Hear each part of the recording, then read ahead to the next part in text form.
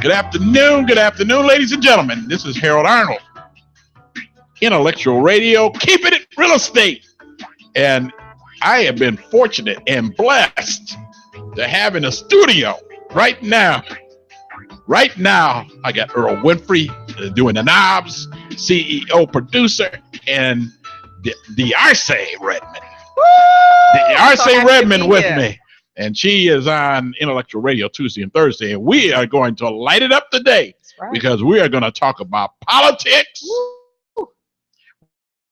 and policy. It's all going to be wrapped into one because, as I said before in other programs, you always have politics in everything. And it's big in real estate. And we're going to talk about that today, how big it is. I'm going to get Darci's, I always call her Darci. Sometimes I call her Darci.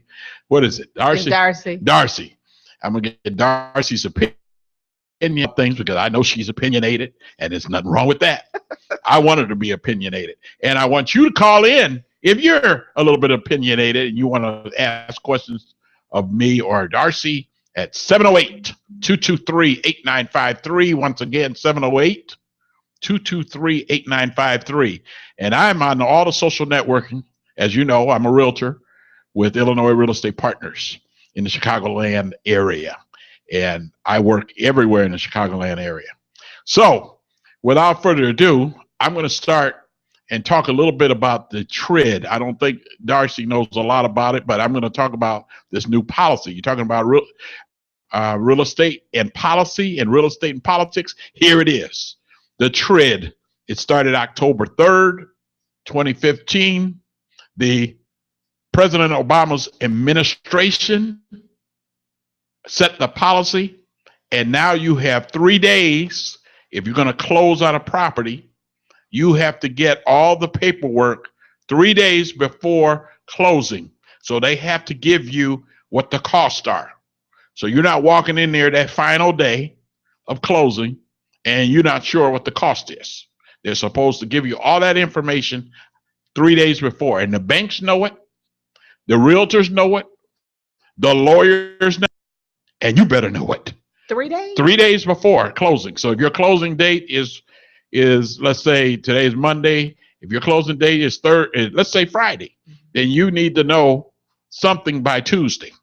You need to get your paperwork.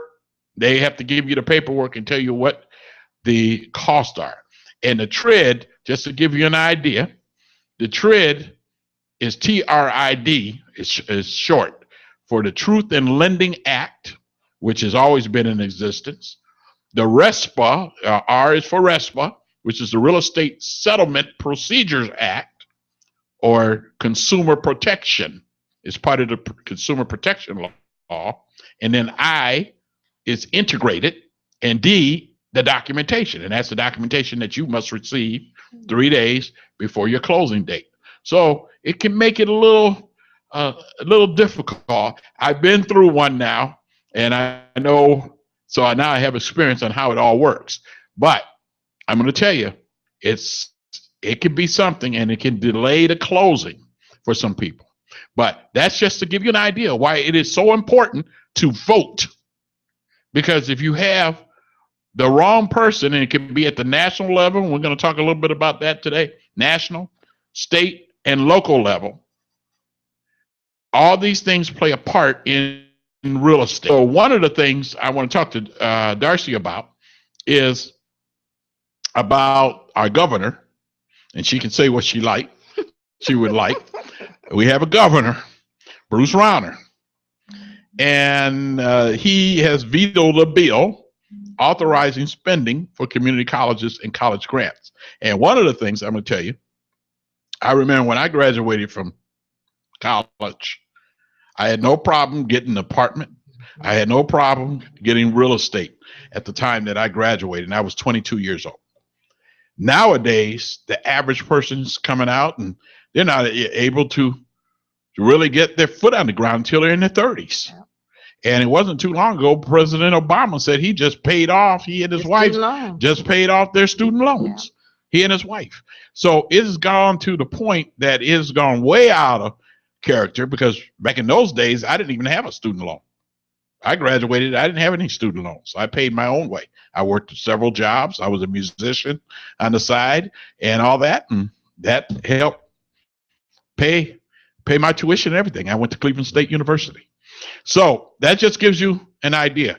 Darci, would you want to comment on any of that and let us know your experience? First, I want to comment on the housing laws that changed in October. Now, when they changed this, because I'm in the market, I have made a conscious decision to be a homeowner in 2016. Very good. So I know what I had to figure out what I wanted. So now I know I got it all typed up, what I want.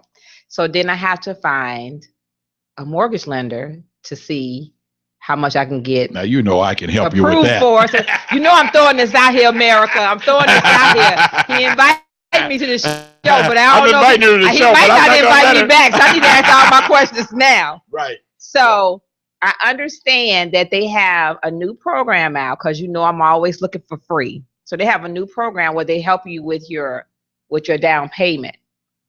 And so someone said, so I to know. So I saved my question for today. Very good. Your score, to qualify for this particular new program, your score has to be between 580 and 600 on the low end. But the person told me they wasn't sure to do my homework. That's all they left me with. They just purchased one, and when they got it had to be at 6. But they were saying there's a new law that came out this year for certain individuals, this new program, because they want to get people to be homeowners instead of being renters. So I don't know about that, but they also said that just because you approved for an amount don't mean you necessarily have to be at that amount. So let's just say worst case scenario, I talked to your mortgage guy and he say, Darci, Redmond, you approved for $200,000. And I say to him, I don't want a house over 150. I can do that, right? Yeah. Just because they approve you for a mortgage, they can approve you for anything, but the approval is at the maximum. Okay. And so you can go be the maximum. Yeah, that's your maximum. So you can't go looking for a house at 300,000. It's not going to work. Right.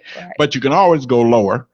There's been cases where some people have gone and bought $100,000 house and said, I'm going to fix it up with a 203K. See, I like that too. Cause see, I want to stay at 150. I did my research as far as like what your mortgage payments would be. That's with the insurance and all of that. Cause I like to shop and I like to eat out in nice restaurants. So I don't want to be a homeowner and I can't do that. So I don't want my lifestyle to change. I want it to enhance as a homeowner. That's a good way of looking at it. So now let me ask you this. So let's say I get this $150,000 loan and they give you a 30-year fixed mortgage. You ready? What if I don't want a 30-year fixed mortgage? What if I want a 15-year mortgage? You can do that. And it depends on the bank, and it depends on what they can qualify you at. Okay. Because you have to remember, if you go with a 15-year mortgage, you're going to have higher payments than you would with a 30-year mortgage. But that's my question, though. Why would it be higher? Because I teach you're paying it off faster. That's why. Okay, but let me give you this scenario. I teach financial literacy, and somebody that's smarter than me, believe it or not, no, I'm just kidding. And they said, okay, you get a house for $150,000. Let's say your mortgage is $1,000 a month. Let's say your mortgage is $1,000 a month. We'll just say this is hypothetical. You gotta like to create stories. But let's say your mortgage is $1,000 a month. Sure. So in a year, that's $12,000. Right? So when you do that times 15, you at $180,000. If you double that, you're at $360,000. So now you done pay for the house twice. If you go with a 30-year versus a 15. Well, here's the issue. They don't look at it just as at $1,000 a month. Okay. It just depends on what you look at. They look at the overall. Okay. Now I'm not a mortgage broker, so that's something you would definitely want to discuss with a mortgage broker. Okay. Okay. If you're having a $150,000 mortgage and you're going to pay 30 years, that your payments are going to be smooth because you're paying it in 30 years. versus 15. Versus 15. Okay. That's all I'm saying. Okay. Okay. Now, but I know on the long run, it's going to be less expensive to do a 15-year loan than a 30. And then a 30. Okay. Correct. Because you're going to pay interest, and but you may pay a little bit more. So it may not be a thing. Well, let's say you're paying $1,000 a month, but at a 15-year loan, it may be $1,200 a month. Right. Okay, just to give you an idea. So if you get the 30, you can pay it off early. You can double up. Somebody told me you can double up on your payments and pay on the interest. You can pay the mortgage. You can do that. So you see, I'm doing my homework, and I haven't even started yet, but I'm doing my homework. And I was going to bring that up. I'm glad you brought it up. Yeah, you can pay. Let's say you go and get a 30-year loan. Okay. You can always pay it off ahead of time. Okay, you hit the lottery, you can pay it off the next year. You know, so you don't have to wait for 30 years to pay it off. So you can always pay more money on your, I would say your principal. You can pay your principal down, and then you won't have as much interest at the end. If you pay off the first couple of years, because that's where it kicks in the beginning. Right. If you pay. And I remember reading a report. If you just paid $100 extra, that's what I was told. Each month, you can bring it down from a 30-year to about 20 years. That's what I was told.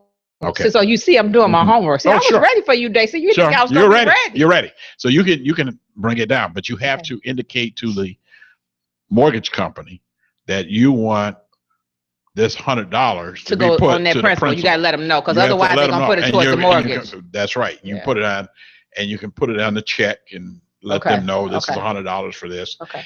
So now the programs that they have now, do they have new programs that will qualify a first-time homeowner? Yeah, the state to get these perks. The state does have some programs. I don't. How can I say it? It all depends on the bank and the mortgage company that is involved. Of course, your credit. But now, does your credit really involved in the assistance programs, or more in the mortgage? It depends on what they get. What the criteria? What the criteria? It could have an effect, because how can I say it? Some banks have gone down to 580, where you can have a 580 credit score. I even knew of a bank that went down to 550 credit score. But they were taking a risk. And 550, that's unheard of. No, there's a few. They come out with all kinds of 580 is like reaching for them stars up here. Yeah, but I say that only because of the criteria. Okay. Now, if you want a certain interest rate and you want to make sure you're approved, they're going to boost that from 580, and it's going to be boosted up to 620. Okay. Or 640. Okay. It just all depends. Now, the state, they've had some programs, and I understand some of those programs are still in existence. Yeah. They've required a person to have either a 620 or 640. Right. So if you want a down payment assistance, they're going to require that you meet that other criteria. Okay. So it's not going to be one of those things where you're going to be a 580, and then sometimes with a 580 you got to have more down you have payment. To put a little more. It just all depends on, and every bank is a little bit different, and it depends on how they want to look at that risk, because anytime they loan your money, and it's a risk, and they look at that risk factor, and many times they have to look at their portfolio to see their own portfolio to see how they're doing, because if they got credit cards and they ain't paying them, and they got judgments. Well, not so much your criteria. I'm talking about their own portfolio. Because sometimes their own portfolios, they may have a number of people at 5, and they have granted them an approval. But then they say, well, we're going to stop. We're only going to loan out maybe 10% at 580. Okay. We might loan 20% at 600. Okay. And the rest at 620 or above. Okay. And because they know they have to keep track of that risk, and sometimes they change their standards. Okay. Yeah, it depends, because I've seen them change their standards from everywhere from 580. I remember at one time they wouldn't even give a loan if it was under 640. I remember that too. And then they dropped down to 620. Yeah. Then they dropped down to 600 and then 580. All right. Because they don't make no money. If ain't nobody buying no houses, they're not going to really make no money. And sometimes they make adjustments, but they're not going to lose any money. Right. Either. They're not going to make the adjustments. Then the same adjustments they making for the majority of people who they giving the percentage to and the perks to are going into foreclosure. They're going to have to revamp the program. Now, I will also tell you, this is where it goes back into policy. That was policy. And now it's going into politics too, because the federal government or HUD, many times they come out with standards, or they'll come out, and a lot has to do with the feds, because the feds come out with interest rates. So you have the feds, which is the banking system, where the CEO is mostly bankers. A lot of people don't realize it. It's mostly bankers. They always call it the Fed. I don't know why. But it's mostly bankers, except that the CEO, who happens to be Janet or something like that. Okay. She is appointed by the president. The president appoints her, and then the Congress, they talk to her and they have their little hearing and so forth, and they advise and consent. Okay. It's pretty much like what's going to happen with the Supreme Court justice. Same situation. The president goes and says, I want to appoint this person, and then he gives it and turns it over to the Senate. Then the Senate has hearings. Because see, people think that because Obama is president that he can make all these decisions on his own, and he can't. No. We don't live in a dictatorship. Yeah. And President Obama will tell you that in a minute. Yeah. Because if we did, I think he would. It would be a whole lot different. He'd have a few other different kinds of things. We don't live in a dictatorship. He's the most powerful leader in the world. Right. Because we're the richest country in the world. Exactly. But on the other end, he has things that he can do, and there's things that he cannot do. He can't, like some people have said, well, he can run this. He should come to Chicago and all that. He can come do this, and he can bring some money over here. He can put the money over here. Yeah, but the issue is, if the president could do that, we wouldn't need a mayor. Yeah, I think he can do it I think he can do more when he get out of office with his own dollars. Well, sometimes then he can in office as being the most powerful. And he may have some influence because, but he's also mentioned not too many days ago that he's going to stay in Washington a little while longer because his daughter wants to finish school. He wants her to finish there and all that. Yeah. So, and I can understand that. So I'm sure they can come to Chicago quite a bit more than when he's president. Because when he's president, still got the house. They haven't did anything with the house yet in Hyde Park. So, and that house is going to be worth a mint. Oh yes, it's going to be worth way more than what they paid. And then for his museum, the museum, right? He's going to have that here. Roots in history. So it's going to be a lot of roots in history. And this is, and when you build a museum, ladies and gentlemen, that's real estate. That's it. That's why I'm trying to get a piece of and when you're dealing with a building and you have a person as powerful as the president and he's got his museum here, that's not only real estate, but that's politics. Yeah. And there was a lot of politics to try to get him here because he was thinking about Hawaii and he was thinking of New York, and I think he was thinking of indefinitely Chicago. Yeah. Unfortunately, they made up their mind to be here in Chicago. And I'm glad. So that's going to be a good thing. Unique. Now let me ask you this. So now once a person go through all that, don't they have to have a certain amount of money, even if Earl give me money to close on my house or Intellectual Radio? You mean the other Winfrey? The other Winfrey show. The other Winfrey? Earl Winfrey? Right. So I have to have that money already sitting in that account, and you can't touch it until closing. They got to know where that money came from. Well, they need a paper trail. They got to know. They have to have a paper trail because there is a law that the Obama administration was able to push through that does not allow anyone. They call it sources of funds. You have to source your funds. Yeah, once you put it in that bank account, it has to be sourced. It has to either come from your employment, if you have a job, Rich family member. Or a family member with a gift. But even then, they want it sourced out from that family member, because that family member can't be doing anything illegal to come up with that money. And the biggest problem was they want to keep the out of real estate. Mm-hmm.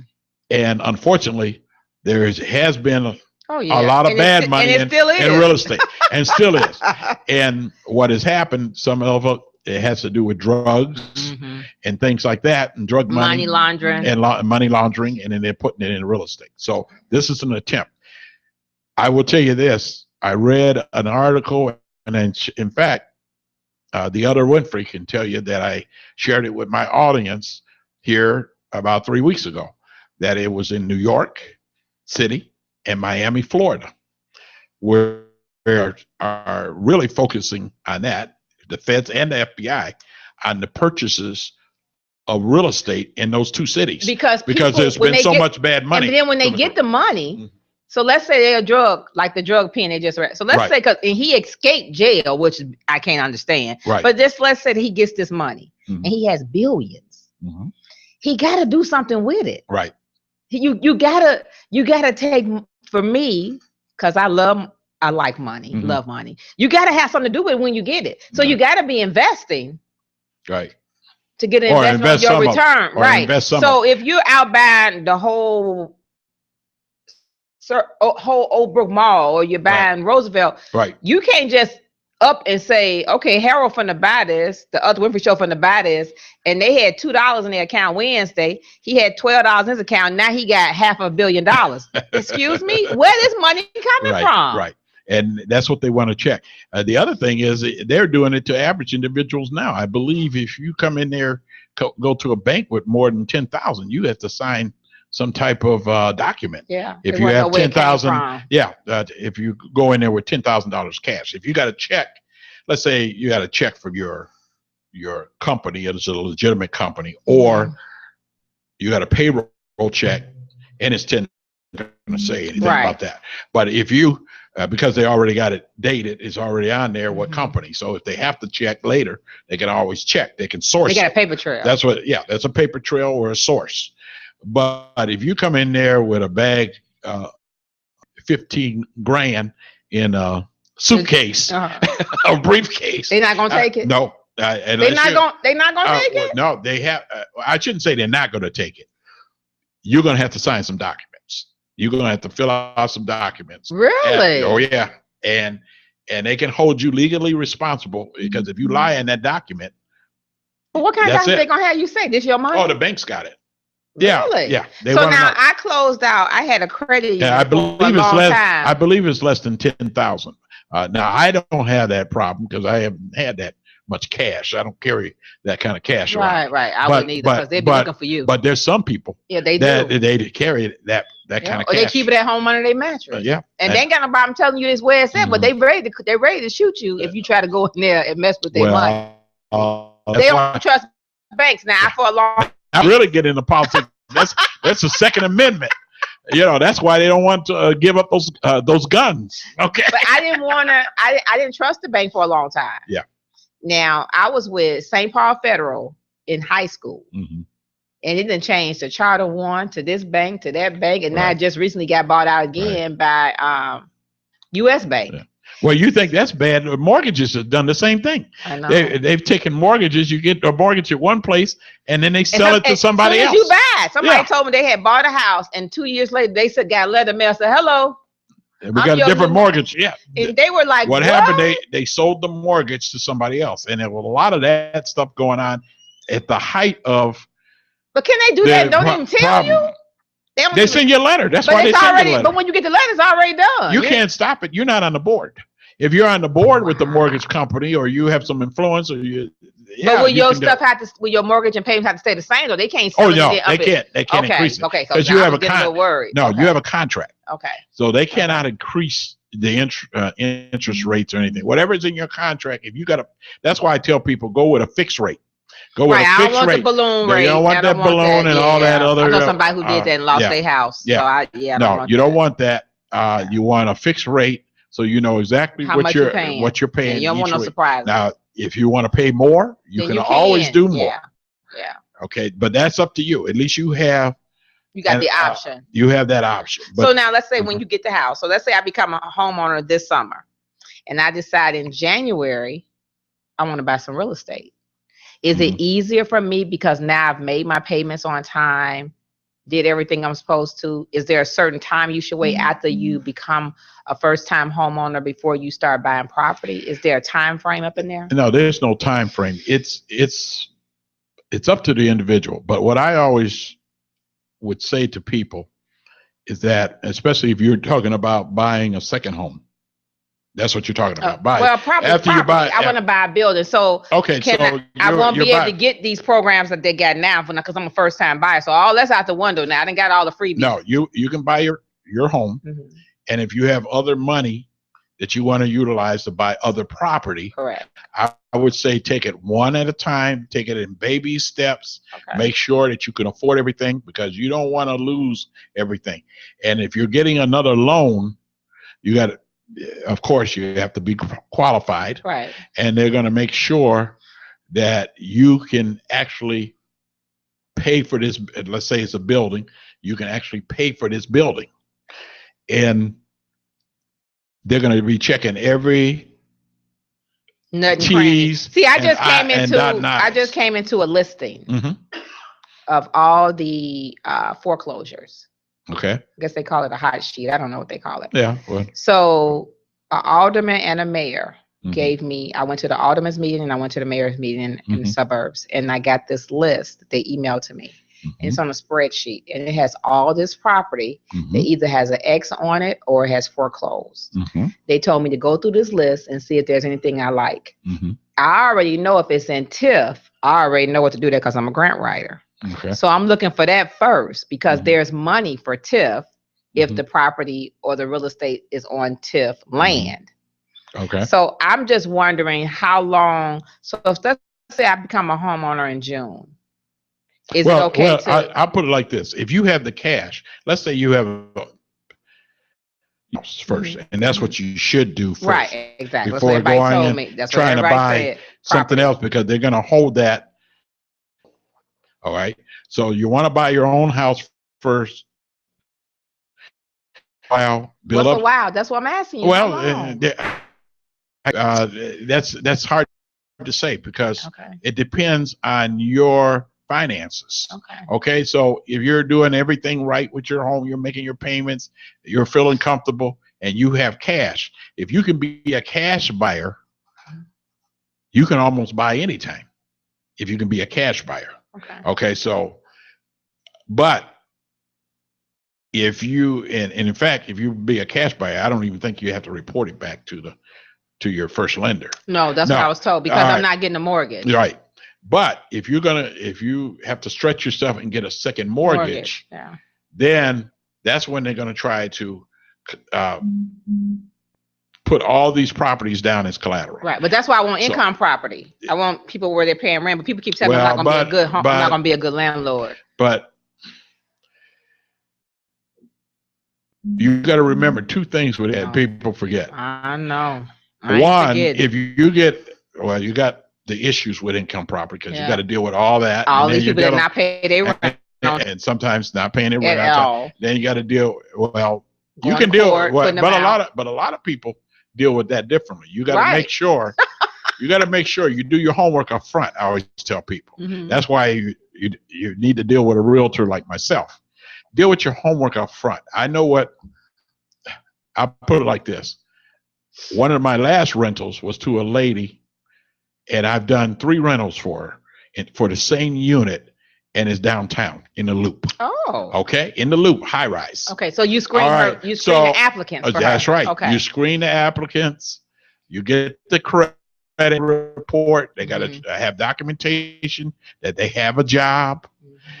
If, let's say, you're going to deal with some people that have the now I'm forgetting the name of the thing that have the special government paper. Oh, Section 8. Section 8. Yeah. If you're going to deal with that, then you want to make sure that their Section 8 is credible.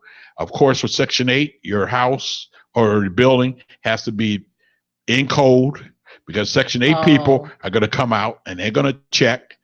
Okay.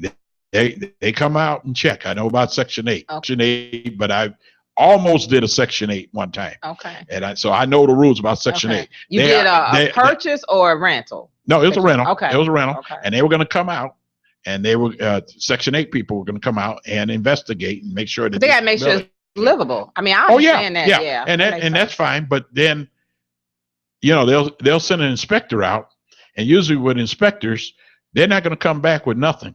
They got to come back with something. Something is wrong. Okay. It's almost like we're looking at the studio. It's almost like insurance. They can't just come back and say it's perfect. Yeah, we're in this studio right now, and I'm an inspector. I mean, that blind is a little bit crooked over there. Okay, you got to straighten that out. Those things is going back and forth. You know, something wrong. So you got to do something. I got you. And so show that they're doing something. They can't just go out from place to place to place to place and have nothing in the report. Okay. It's almost like, I'll put it as an example. I told a person that was ready to give me a ticket one time.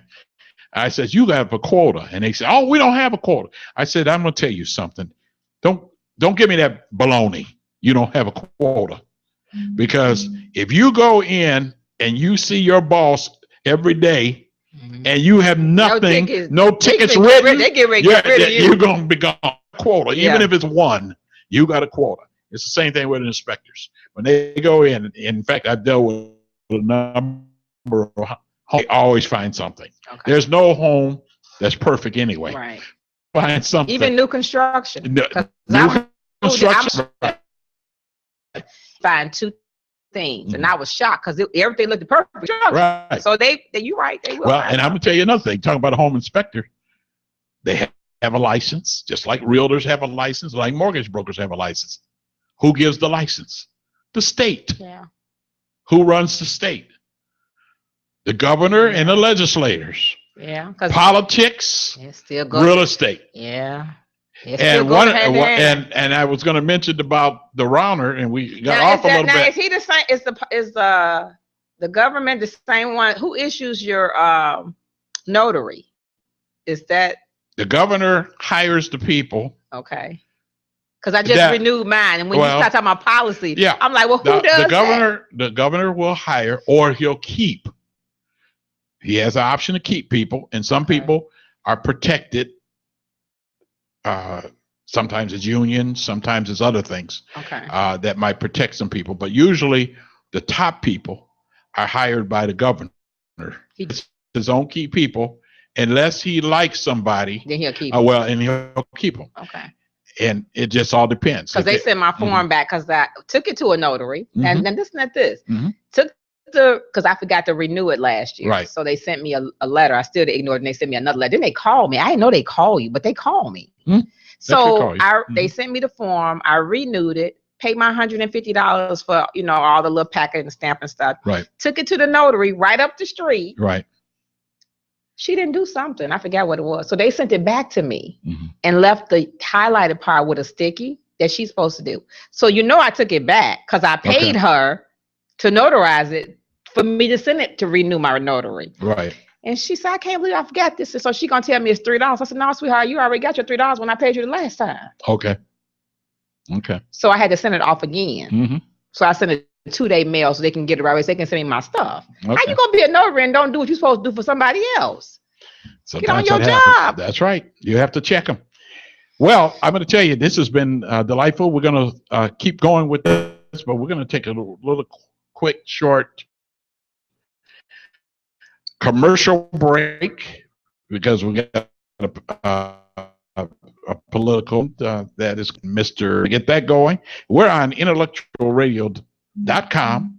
I'm Harold Arnold, realtor with Illinois Real Estate Partners, and I am with Darci Redmond, who has a great show that I'm going to have her, after we come back, make her announcement about her show. Her show is going to be tomorrow. I know that. It's always Tuesday and Thursday. And I've been on her show. So I told her before to be on my show. I'm so glad that she's on there. And I asked her to be on for this week.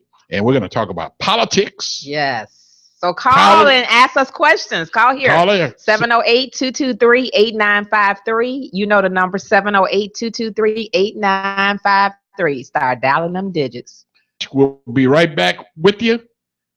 Stay right here, Intellectual Radio, keeping it real estate. Don't go nowhere. The numbers say I shouldn't be here. The daughter of a teenage single mother, a child of Cabrini Green, homeless for a time in high school, and the victim of sexual assault. My name is Kim Fox. Against the odds, I graduated college, then law school, became a legal advocate for the children of abuse and neglect, a Cook County prosecutor working to protect children and victims of crime, sending abusive parents to jail, cracking down on gun violence, prosecuting violent criminals and predators who prey on kids. And I helped lead Cook County's efforts to begin reforming our criminal justice system and managing billions of dollars. Now I'm a wife and a mother, and I do anything to keep my family safe. From where I started, it was unlikely someone like me would become state's attorney, but that's why I'm running. Because we've treated people like statistics for too long, and our state's attorney has lost sight of the community she's sworn to serve. I'm Kim Fox. I'm running for all the kids like me who face long eyes, and all the neighborhoods who feel forgotten. I'm running for justice for all.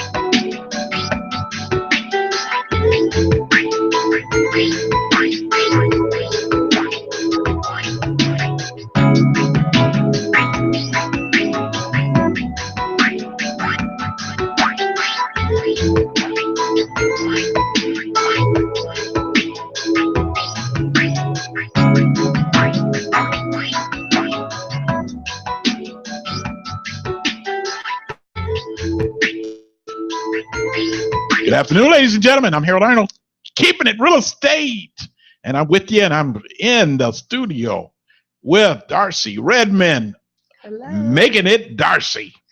And we're talking about a little bit of everything with politics, and we're talking about real estate, of course.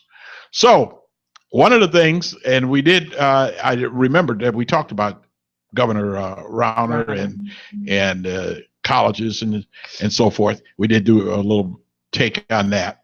One of the things I want to talk about is just real estate and the state funds situation with real estate, with the schools and so forth, because Illinois has no budget. And I believe Illinois is the only state without a budget. Yeah, for so long. And it's for so long, and also in the United States. So there's some serious things going on with that, and people need to know how does it affect real estate. It affects real estate property. It affects the tax situation, of course. And a lot of your taxes, a lot of real estate really comes from the taxes that are property. So, and that's local, or county, I should say. But still, it is always set by the political atmosphere that we, especially if we don't vote. And one of the things I've always been pushing is to get our people out to vote. Why do you think we don't have a budget in all this time? Well, a lot of it right now is the governor wants certain things, and the state legislation, which is mostly Democrats, and a super majority of Democrats do not want. They don't see the same way or feel the same way as the governor. The governor feels, because he's a Republican governor, he feels that cuts need to be made, and he wants certain cuts. Now, I'm not going to get into all the political, because I don't want this to be a political show. But I do want to say that there's a difference of opinion between the governor and how he looks at the budget, and the Democrats, how they look at the budget. But shouldn't that be like a termination date, a deadline where they say, okay? But nothing has been set because there's no law. And I always tell people, in order to find out about your legislators, find out how much legislation they have written or introduced. Now, if they've been in office for years and they don't have any legislation, the way I look at it, they're not doing much. And you keep voting them back in? And you keep voting them back in, they're not doing much. I don't care if they're Republican or Democrat. But see, I'm okay. And I don't know if you can be double-sided, shall I say. I understand when he got in office, the situation was already messed up. And then the person that was in office before him, it was already messed up. That's correct. So I really believe that nobody took the time. You know, they're out here campaigning for our votes, and they promise us the world, the moon, the stars. They get in office, they don't know who you are, they don't even know what your name is. Right. So then they just keep covering up this rug, and it just gets lumpier and lumpier. And so now that Ronald's in the office, he's saying he don't need the money that goes along with this position because he's a self-made millionaire. Okay, I understand billionaire. I understand all of that. I understand that things have to stop and things have to be cut before they can get better. I understand, because the same thing happened with the president of the United States. That's correct. When he got in office, it was messed up. And 8 years, people think he should have did all this stuff in 8 years. I think it's going to take 16 years. I don't think 2 terms is long enough to make things right. I don't think it's going to take 16 years. I'm going to throw in my little caveat. You think it takes 2 terms? I'm going to tell you, and I mentioned this last week. I ran into a real estate lawyer when I had a listing over in Lansing, Illinois, not long ago. Well, I shouldn't say not long ago, years ago. It was about 6 years ago, 6 or 7 years ago. And he told me that, and I said, I laughed him off.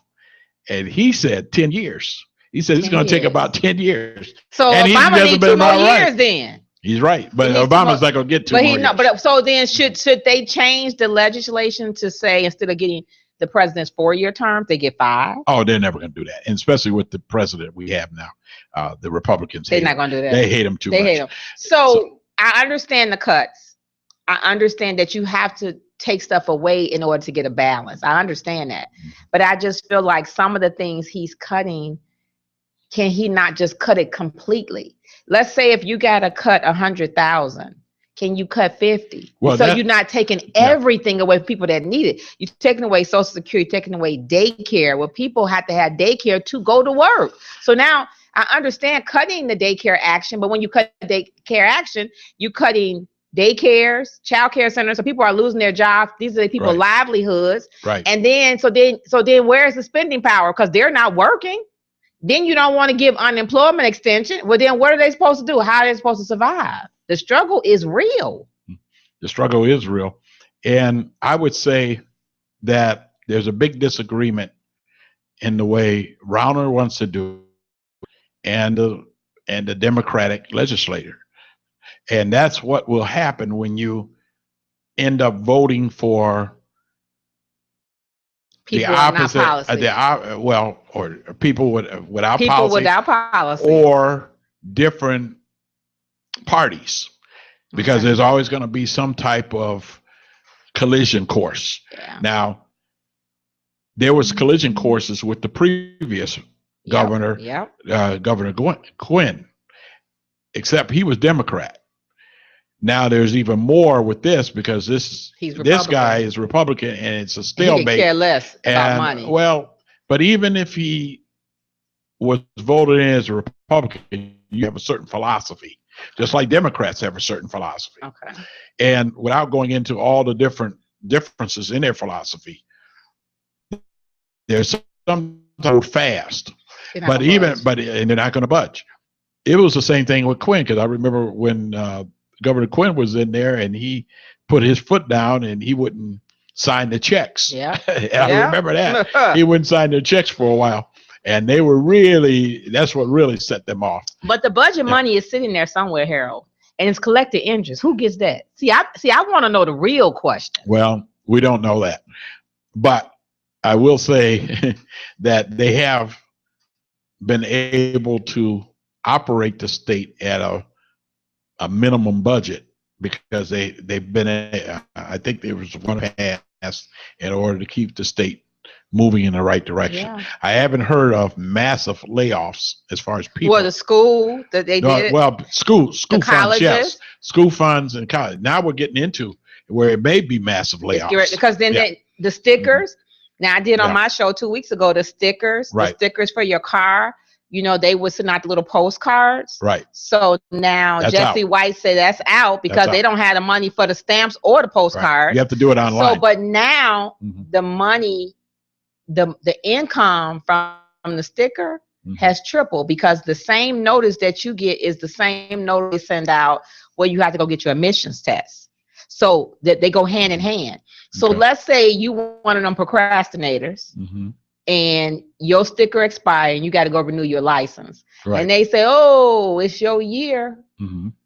You got to go for the emissions. Yeah. Mm-hmm. So they're not going to give you your sticker until you get the emissions. That's correct. And if you one of the people that procrastinate and your sticker expired on the day of or 2 days prior, now you got to go try to figure out a time you can go find the nearest emission place. Right. And get that done. But in the meanwhile, you get stopped. So now they were saying basically you can't drive your car. They said the money tripled for tickets because of the emission, the sticker, and the renewing. But why is that? Do you know why? Because it goes back to not having a budget. Everything is. It goes back to the politicians telling the people what to do instead of the people telling the politicians. Because we put you in there, just like I said, we put you. Say I brought you in the world, I could take you out. That's right. They should be saying the same thing to the politicians. And one of the things I said at my last show, when you hire a politician, you vote for a politician. You're not hiring a politician if you don't vote. So if you don't vote, you don't have a voice. You don't have a voice. You haven't hired it. And them the ones that talk though. Yeah. The people that don't go, they said, "Well, I've asked several people, I'm not going to vote." I said, "Why not?" Because I don't like nobody. I'm going to tell you this. It was real funny. I was listening to the Sirius station, Joe Madison, this morning. Okay. He had near the end of his show, and he's talking all this stuff about he saw the debates last night between Clinton and Sanders. And he didn't understand why anybody would go and vote for Clinton and all this. And then as they went on, to make a long story short, they went in their conversation. He's holding up other people for about 3 or 4 minutes, talking a lot of stuff. And then Joe Madison just came out and he says, well, if you feel this way, who did you vote for 4 years ago? And he says, tell it like it is. Oh, I didn't vote 4 years ago. You didn't vote 4 years ago? Joe Madison, you know Joe Madison, Mm-hmm. he let him have it on the radio. That's all I can say. And You didn't vote. And they're you not didn't vote ashamed 4 to years. say they didn't vote, but they'd be the Yeah. main ones complaining about what's going on. And then he hasn't even voted yet now. Right. Now, I will say this to everybody. I voted on February 29th. If you didn't vote, people I voted too. early. Yeah. I always vote either the first day or the second day, early. I always know who I'm going to vote for before I go in there. Okay, there were people out there passing out literature and all that. I already knew where I was going and who I was going to vote for. Wow. Okay, I voted February 29th because I don't like standing in line. I don't Unless like they're standing. giving something away, and they still don't want to stand. I want to pay I don't somebody like- to stand there for me listen, until I get to the front. Yeah, I know. I'm not into standing in lines. To me, it's a waste of time. That's how I So feel. I always vote early, and Illinois is one of the most lenient states Yeah. of voting early. On my Facebook page, I put every day I put on there vote. You don't have to wait till March 15th. Yeah. You don't have to wait till March 15th. But you got some people want want last minute. No, that's the worst thing. It's 9 to 5. I'm telling people right now, Monday through Saturday is 9 to 5, and then I think they even have a vote on Sunday. On one of the Sundays, you can check it out. You got your libraries. Yeah, you got. I always tell people you have a phone, smartphone. Look it up. Board of Elections, Chicago, and it'll tell you where you can vote, what times you can vote, and all that. You can vote at your lunch hour. You can vote on Saturday. You can. I think there's even one Sunday you can vote. You don't have to wait till March 15th. So he telling y'all get off y'all Get butt, out stop there procrastinating, and vote. and get out there and vote. Okay. Now, I put something on Facebook today. There was 20. They said in 3 states, there was a 20 to 30% less Democratic voters than there was 4 years ago. Really? Or 8 years ago. Why you They think was that 8 years ago. is? Because we got double the amount of people. We got even more people. We got. Listen, I'm going to tell you who's coming out. The Republicans are coming out. Yeah, they coming and out. they're coming out like crazy. Yeah, they want that power. And They some want that some of control. them might be Democrats. They're coming out and they're voting for Trump and Cruz and company. And hey, I tell people, Trump is probably going to get in. Cruz is trying to make it the best, but both of those guys are way out. Okay, people don't know about Ted Cruz.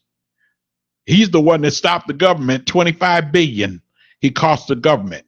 I wish Barack Obama had gone back and sued him for that altercation. He shut down the government and it cost $25 billion to taxpayers. Wow. That's Ted Cruz. He doesn't believe in government. He's already said he'll eliminate the education department. He's already said he's going to eliminate And people gonna vote for EPA. him. Now, EPA was supposed to be responsible for Flint. Yeah. Okay, Yeah. so you eliminate the EPA. Yeah. Okay. Did we check Illinois water yet? Huh. Don't get me started. Did we check? Don't- Do we check Ooh. Illinois water yet? I don't drink the water. No, I get my bottled water. bottled water. You know, and I talked about people who bought bottled water for years, and I got it stacked up in my kitchen right now. Bottled water. Who Yeah, would have thought that but we've been buying bottled water? There was a lady that asked a question at the debates last night, and she's from. They had the debates in Flint, and she had these. You could see her, and they put the camera because she's had to bathe in that bad water and all that, Oh, my and she had God. bumps on her face and everything. And then she said 2 of her kids ended up in the hospital. Sound like a lawsuit to me. Ching, ching, ching, ching. And then these people don't want to fire people. And I've said, yeah, fire that governor. yeah. I I'm mean, surprised he's still. and I meant to say this. You can hire a politician one way by voting for him. You can fire him 2 ways. And people say 2 ways. 2 ways. Well, one, you don't vote for them again. Right. That's one way you fire them. Right. The other is through petition. Oh. Okay, you can petition that these people, like they did for Anita Alvarez. They tried, they even did one with the mayor. Yeah. And well, the thing is, talking about Anita Alvarez, she's leading in the polls. I know. Hello, Democrats. Hello, people that marched and blocked the streets. Yeah. Are you voting? But see, we have more power, Harold, than we think we have. Everybody has a voice and everybody has power. Yeah. We can choose to be powerful or powerless. The decision is yours and can't nobody take that away from you. But when you're sitting on the sidelines complaining, but you're not doing anything about it, it's a waste. I'm going to tell you, I remember years ago, my mother's from the South. My mother came to Cleveland, Ohio when she was 20 years old. She got tired of Jim Crow. Uh-oh. That's why she left Louisiana. Okay. Now, I'm going to tell you, I've heard the stories. My mother told my sister and myself the stories about the South. She didn't want any part of it. Mm-hmm. As soon as she could get out of there, she was out of there. Now, I'm also going to tell you, people died for the chance to vote. Wow. And the South was changed from the Jim Crow laws because people protested and they voted. That's how it was changed. It's not either or. You don't vote and lay off and don't do other things. You protest. There's different ways you can protest. There's different ways you can get involved. I mentioned on my show the other day, and it affects the real estate, that there were some issues on a street. I called up the mayor's office in the suburb that I live in and told the mayor they need to fix that street. Now, I didn't tell the mayor. I told one of his department heads. And I said, either you fix it, and that was real nice, or I'll find another way of getting it fixed. Now, are you the department head? Oh, yeah. Okay. We can fix it the one way, or we can find another way. But see, you could have sat back over here on the couch and not did nothing, just complained about it. But you didn't. That's right. So with that in mind, we're going to leave it right there because it's been a lot of sparks flying today with the real estate, politics, and policy. We're going to have another one of these programs sometime in the future. So I want you to hang with me. I'm always here on Mondays, 3 to 4 p.m. to give you some additional advice. And thanks for the invite. I had a great time. Thank you, Darci. And I'm glad that you could make it. And tell people, Harold, how they can get in touch with you, the real estate man. Yeah, I'm going to tell you right now. You can contact me through my fabulous website, which is ChicagoCityHomeSales.com. My phone number, 312-523-8174. You can always call me or text me. You can always find me on all the social networks. I'm on Facebook. I'm on Twitter. I'm on Pinterest. I'm on LinkedIn. I'm on Instagram. And if you want to purchase a house or some property, contact Harold Arnold. And I hope you'll help me back on the show. And I'm going to have, of course, I'm going to have Darci back. And then I'm going to be working with her. That's right. So stay tuned. Foreseeable future. I'm talking about my new house as a homeowner. Right. And so we're going to work on that. And I'm going to even help her in getting taking care of those buildings that she needs to get rid of. That's right. So I'm going to tell you, things are happening in real estate here in Chicago. It's happening on IntellectualRadio.com. I want to thank Mr. Super producer Earl Winfrey. Earl Winfrey. He loves us, y'all. He's the other Winfrey, and I'm going to tell you, he's one of the top on the online, the tech stations that are here in Chicago. And he's actually kind of smart. He's kind of smart. He's smart. Very businesslike. I love being here with Intellectual Radio, and I want all the success for Earl, because the more successful we can make him, the more he can make us successful. That's what I'm talking about. That's what we want, him successful. And we want this radio station successful. He's got over 50 shows here, and he's got some big names. And I'm going to tell you, you never know who's going to walk in the studio. We've had everybody from the Secretary of State. We've had congressmen here. We've had policemen here. Yeah. Sheriff Thomas Dart was in the studio. Was Dart here? Yeah. The sheriff was here. Yeah. Sheriff in town. Pamela McGee. Sheriff in town. JaVale McGee's mom. Oh, see? Oh, yeah. Didn't we have Common here? No. We had a rapper. I call him an Oscar winner. He's the Oscar winner now. Oscar winner and actor. So you Common. never know. You never so know. You never know who's coming through the station. Right. And I've seen some of them. And I want you to stay right with me on Mondays, IntellectualRadio.com. Keeping it real estate. Harold Arnold, thanks for staying right with me. Take care. Enjoy. Have a great week. And stay tuned for some of our other programs that are going to be following today. Rhea Ray Harris, 6 o'clock.